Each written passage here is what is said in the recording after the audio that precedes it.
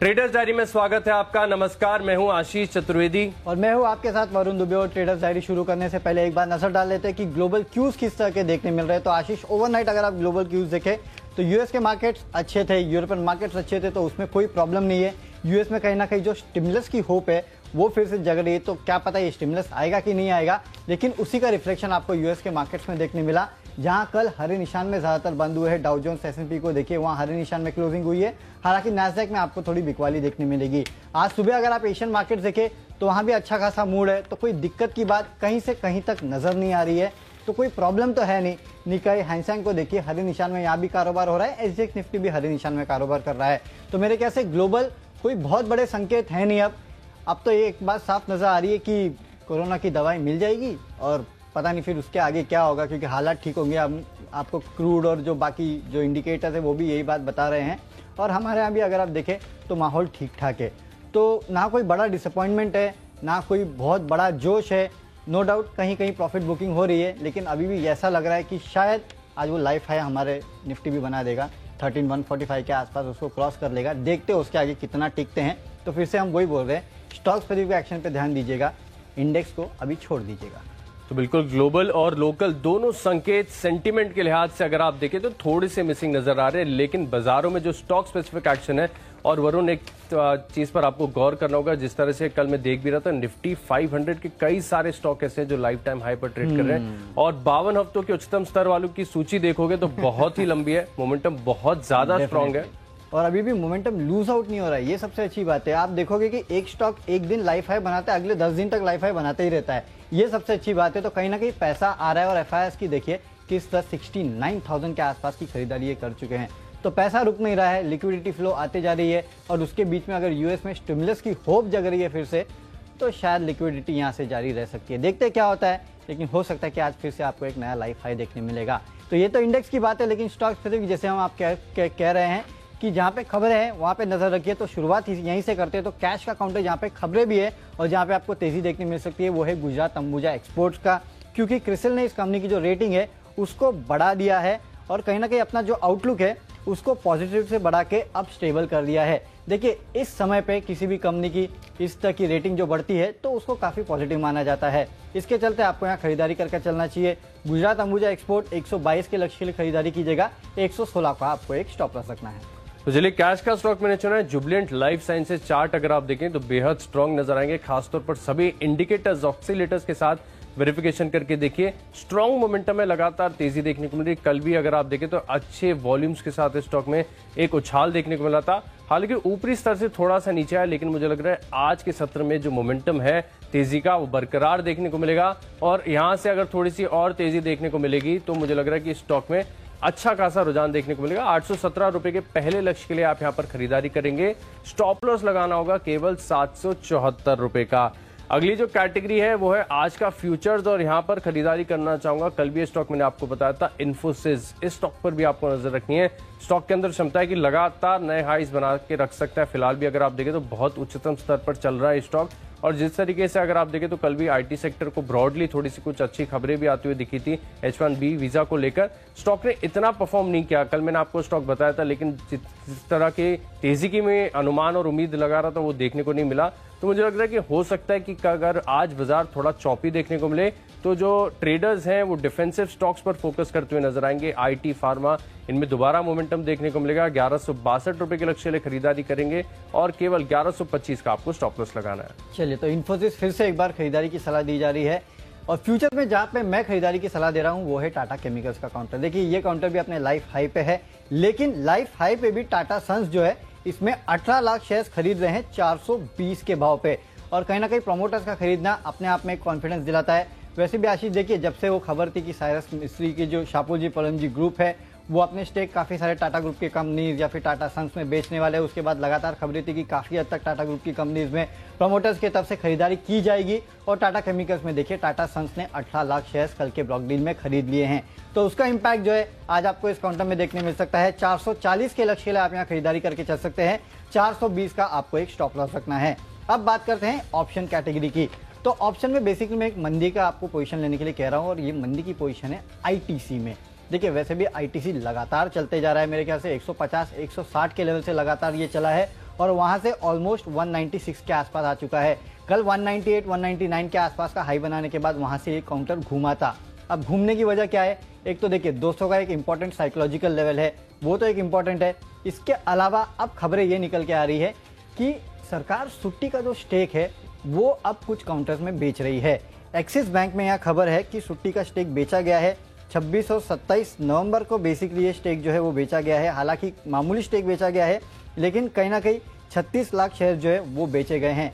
अब याद रखिए, सुट्टी की जो अंडरटेकिंग है वो एक्सिस बैंक, आईटीसी और एलएनटी में है। ये स्टॉक इसी के लिए प्रेशर में था आईटीसी इतने समय से, क्योंकि कहीं ना कहीं लोग मानते थे कि शायद सुट्टी का स्टेक सेल होगा, कहीं ना कहीं लोग मानते थे कि सिंटैक्स जो है वो बढ़ जाएगा।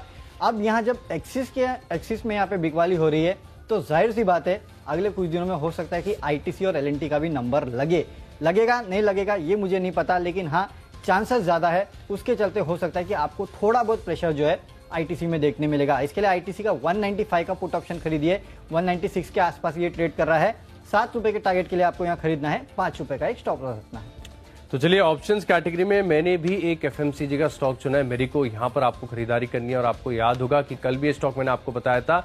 हालांकि यहाँ पर भी अगर आप देखें तो जितना अपमूव एक्सपेक्टेड था उतनी तेजी देखने को नहीं मिली। दिन के दौरान शायद 1.5 से 2% तक के मूव्स देखने को मिले, लेकिन मुझे लग रहा है स्टॉक जो है ना एक सस्टेनेबल रनअप के लिए तैयार हो रहा है। ऐसे में ऑप्शंस के जरिए आप यहाँ पर रणनीति बना सकते हैं। मेरे को में 385 का जो कॉल ऑप्शन है यहाँ पर आप खरीदारी करेंगे। लक्ष्य होगा 13 रुपए 70 पैसे का और स्टॉप लॉस आपको लगाना है केवल 6 रुपए का। मुझे लग रहा है दिन के दौरान, और अगर आप पोजिशनल व्यू भी बनाएंगे तो यहाँ पर आपको मुनाफा जरूर होगा। लिस्ट को आगे बढ़ाते हैं। अगली जो कैटेगरी है वो टेक्नोपिक, और यहाँ पर मैंने चुना है इंडिको रेमेडीज को। कल अगर आप सत्र में देखें तो अच्छे वॉल्यूम्स के साथ इसमें खरीदारी देखने को मिली थी।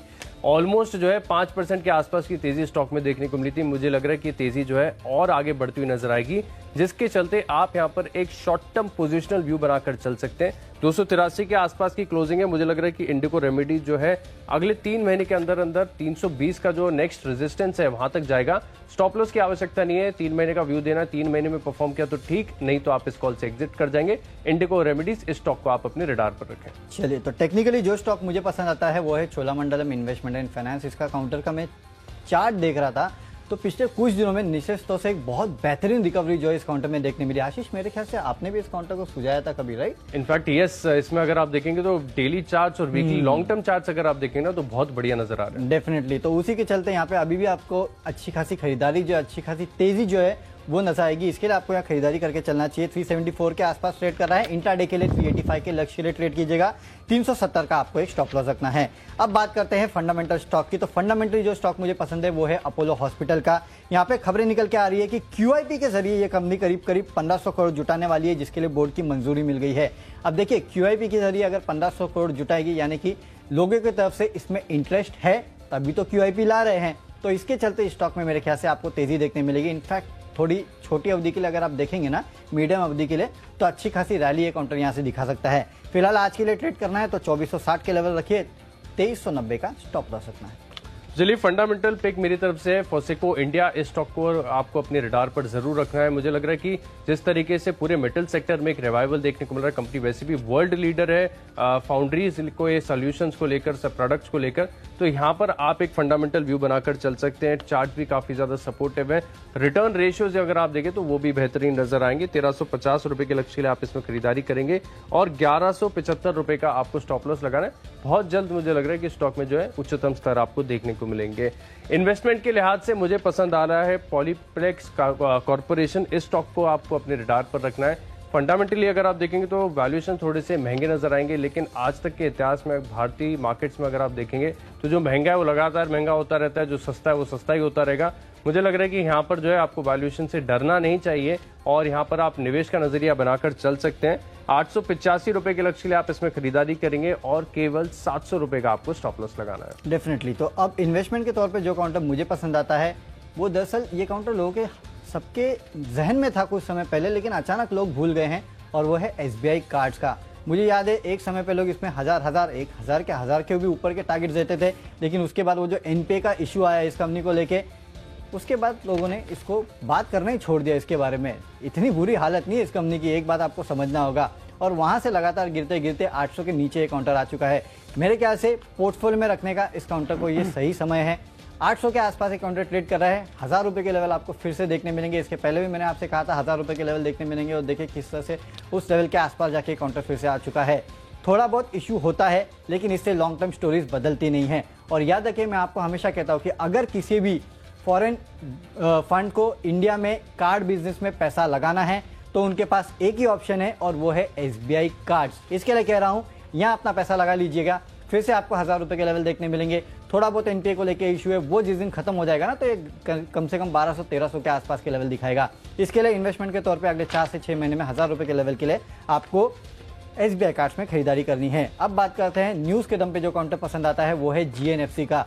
दरअसल खबर ये निकल के आ रही है कि गाड़ियों की सीट और गद्दे, जैसे गद्दे में जो फोम इस्तेमाल होते हैं उनमें जो केमिकल यूज होता है TDI नाम का, उसके ऊपर एंटी डंपिंग ड्यूटी लगा दी गई है और इसकी सिफारिश जो है GNFC ने की थी और इसके ऊपर नोटिफिकेशन जारी हो चुका है। तो कहीं ना कहीं इसका इम्पैक्ट जो है आज आपको GNFC में देखने मिलेगा। इसके लिए 222 के लेवल के लिए आज यहाँ पे आपको ट्रेड करना है। 210 का एक स्टॉप लॉस रखिएगा। तो चलिए, खबरों के दम पर मैंने एक IT स्टॉक विप्रो को चुना है और इनफैक्ट अगर इस स्टॉक में तेजी देखने को मिलती है उसका पूरा श्रेय जो है वरुण को दिया जाएगा, क्योंकि खबरों के लिहाज से मुझे कोई स्टॉक आज ऐसा नजर नहीं आ रहा था जहां पर मूवमेंट देखने को मिले। तो विप्रो एक था जिसमें काफी खबरें थी और इसका ADR रात भर में काफी बेहतरीन चला भी है। ऑलमोस्ट 2.5 से 3% की तेजी देखने को मिली। खबर आपको मैं शॉर्ट में बता दूं कि कंपनी ने जो है एक multi million dollar deal sign किया है, जिसके चलते मुझे लग रहा है स्टॉक में तेजी देखने को मिलेगी। यहाँ पर आप खरीदारी करेंगे 367 रुपीज के लक्ष्य के लिए और केवल 354 रुपीज का आपको स्टॉप लॉस लगाना है। आखिरी कैटेगरी की ओर रुख करते हैं। आखिरी कैटेगरी है माई चॉइस और इसमें पहला स्टॉक होगा आइनॉक्स लीजर। यहाँ पर आपको फोकस रखना है। जिस तरीके का चार्ट का स्ट्रक्चर है, मुझे लग रहा है कि यहाँ पर एक रेंज ब्रेकआउट की पूरी संभावना नजर आ रही है, जिसके चलते आप यहाँ पर 292 के लक्ष्य के लिए खरीदारी करेंगे। 275 की क्लोजिंग है, 270 का स्टॉप लॉस लगाएंगे। अगला स्टॉक है स्टेट बैंक ऑफ इंडिया। यहाँ पर CLSA की एक रिपोर्ट आती हुई दिखी है, जहां पर इन्होंने जो लक्ष्य है 330 से बढ़ाकर 360 कर दिया है। मौजूदा भाव से अगर आप देखें तो काफी ऊंचे लक्ष्य दिए। इंट्राडे का असर इस पर जरूर देखने को मिलेगा। 254 के लक्ष्य के लिए खरीदारी करेंगे। 243 का स्टॉप लॉस लगाना है। आखिरी स्टॉक है मेरी लिस्ट में CESC। यहां पर आपको खरीदारी करनी है। स्टॉक का अगर चार्ट पैटर्न डेली चार्ट पर अगर आप देखेंगे तो बेहद आकर्षक नजर आ रहा है। जितने भी इंडिकेटर्स के साथ वेरिफिकेशन करें, ये नजर आ रहा है स्टॉक में बढ़िया उछाल देखने को मिलेगा। 620 रुपए के लक्ष्य के लिए इंट्राडे पोजीशन लेंगे। 593 का स्टॉप लॉस लगाना है। ओके, माय चॉइस में 3 खरीदारी के स्टॉक्स में दे रहा हूं। इसमें सबसे पहले तो है भारत सीट्स नाम की एक कंपनी। बेसिकली सीट बनाती है मारुति के लिए। मारुति सुजुकी की सब्सिडरी है। मारुति और सुजुकी के पास दोनों के पास करीब 15% के आसपास का स्टेक है। तो मारुति के लिए तो ये सीट बनाती है, साथ ही साथ जो सुजुकी मोटरसाइकिल है उनके लिए भी ये सीट बनाने का काम करती है। तो एक अच्छा पेरेंटेज वाली कंपनी है और यहाँ पे अच्छी खासी तेजी जो है आपको देखने मिल सकती है, क्योंकि आपने देखा किस तरह से ऑटोमोबाइल्स की जो सेल्स है उनमें बढ़ोतरी देखने मिली है। तो उसका एक रब ऑफ इफेक्ट जो है इस टाइप की कंपनीज में देखने मिलेगा। इसके लिए 70 रुपए के लक्ष्य के लिए आपको यहाँ ट्रेड करना है और 66 का आपको एक स्टॉप लॉस रखना है। अगला स्टॉक है पेट्रोनेट LNG। आपने पिछले कुछ दिनों में देखा कि किस तरह से ऑयल एंड गैस क्षेत्र की कंपनियों में अच्छी खासी तेजी देखने मिली है, लेकिन for some reason Petronet LNG left out था। और वैसे भी देखिए आशीष, हम जब ऑयल एंड गैस क्षेत्र की कंपनियों की बात करते हैं तो सबसे पहले जहन में आपके आता है ONGC, गेल, ऑयल इंडिया, IGL, MGL। पता नहीं क्यों लेकिन पेट्रोनेट LNG लोगों के जहन में आता नहीं है। मुझे लगता है कि आज बारी पेट्रोनेट LNG की है। यहाँ पे आपको अच्छी खासी तेजी देखने मिल सकती है। इंट्राडे के लिए 258 के लक्ष्य के लिए यहाँ पे ट्रेड करना है। 249 का आपको एक स्टॉप लॉस भी रखना है। आखिरी स्टॉक है ICICI सिक्योरिटीज। कल आपने देखा था कि किस तरह ब्रोकिंग कंपनीज के जो स्टॉक्स है उनमें अच्छी खासी तेजी देखने मिली थी। वैसे भी दिसंबर के महीने में काफी सारे IPOs आने वाले हैं। ऑलरेडी बर्गर किंग का IPO चल रहा है, तो इसके चलते भी यहाँ एक्शन जो है वो भरपूर रहने वाला है। इसके लिए ICICI सिक्योरिटीज एक फंडामेंटली अच्छी कंपनी है। यहाँ पे आपको अच्छी खासी तेजी देखने मिल सकती है। 465 के लक्ष्य के लिए खरीदारी कीजिएगा। 445 का आपको एक स्टॉप लॉस रखना है। तो चलिए, हमारी स्टॉक्स की सूची पूरी हो चुकी है। फटाफट आपको बता देते हैं कौन से स्टॉक्स हमने अपने टीम में डाले हैं। सबसे पहले कैश का काउंटर जो मुझे पसंद है वो है गुजरात अंबुजा एक्सपोर्ट। यहाँ पे खरीदारी कीजिएगा। टाटा केमिकल्स प्रमोटर्स की तरफ से बाइंग हुई है, यहाँ खरीदारी कर सकते हैं। ITC का 195 का पुट ऑप्शन खरीद के चलना है आपको। टेक्निकली चोलामंडलम इन्वेस्टमेंट अच्छा लगता है। 358 के लक्ष्य, 385 के लक्ष्य के लिए अपोलो हॉस्पिटल खरीदारी कर सकते हैं। SBI कार्ड्स लंबे अवधि के लिए 1000 रुपए के लक्ष्य के लिए खरीदारी कीजिएगा। GNFC खबरों के चलते यहाँ एक्शन होगा। 222 के लक्ष्य के लिए खरीदारी कीजिएगा। भारत सीड्स में खरीदारी कर सकते हैं। पेट्रोनेट LNG में खरीदारी कर सकते हैं और ICICI सिक्योरिटीज ये वो स्टॉक है जहां पे आप खरीदारी करके चल सकते हैं 465 के लक्ष्य के लिए। और इनमें से जो स्टॉक मुझे सबसे ज्यादा पसंद है वो है GNFC। खबरें हैं कि यहाँ पे इनके जो एक रॉ मटेरियल है उसके ऊपर कहीं ना कहीं एंटी डंपिंग ड्यूटी लगाई गई है, जो इनका एक प्रोडक्ट है उसके ऊपर एंटी डंपिंग ड्यूटी लगाई गई है TDI नाम का, तो उसका इंपैक्ट जो है इस कंपनी पे आपको देखने मिलेगा। इसके लिए आज यहाँ भरपूर तेजी बनेगी, 222 के लक्ष्य के लिए खरीदारी करके चलेगा। तो चलिए कैश का स्टॉक है जुबलेंट लाइफ, इन्फोसिस में तेजी देखने को मिलेगी, मेरिको में 385 का कॉल ऑप्शन खरीदेंगे, इंडिको रेमेडीज, फोसेको इंडिया और पॉलीप्लेक्स कॉर्पोरेशन, इन तीनों स्टॉक पर एक पोजिशनल व्यू बनाएंगे। खबरों का असर देखने को मिलेगा विप्रो में, आइनॉक्स लीजर में दिन के दौरान तेजी देखने को मिल सकती है। स्टेट बैंक ऑफ इंडिया में CLSE की रिपोर्ट का असर देखने को मिलेगा। CSE में एक ब्रेकआउट हुई है जिसके चलते आप यहां पर 620 के लक्ष्य के लिए खरीदारी करेंगे। और इन 10 स्टॉक्स में मेरा कन्विक्शन सबसे ज्यादा है CSE में, क्योंकि चार्ट पैटर्न बेहद आकर्षक है। मुझे लग रहा है कि डेली चार्ट पर यहां पर एक ब्रेकआउट आते हुए दिखेगा। 620 रुपए के लक्ष्य के लिए आप यहां पर खरीदारी करेंगे। इनफैक्ट आशीष, मेरे ख्याल से CSE पे तो कुछ रिपोर्ट्स भी निकल के आ रही है जो कि कहीं ना कहीं ये साफ दर्शा रही है कि लोग इसमें खरीदारी की काफी हद तक राय जो है वो बना रहे हैं। तो मेरे ख्याल से उसके चलते शायद आप यहाँ खरीदारी करके चल सकते हैं, और उसके चलते यहाँ पे मेरे ख्याल से अच्छी खासी तेजी भी बनेगी। लेकिन देखिए एक बार ग्लोबल मार्केट्स देख लेते हैं कि किस तरह का एक्शन वहाँ देखने मिल रहा है।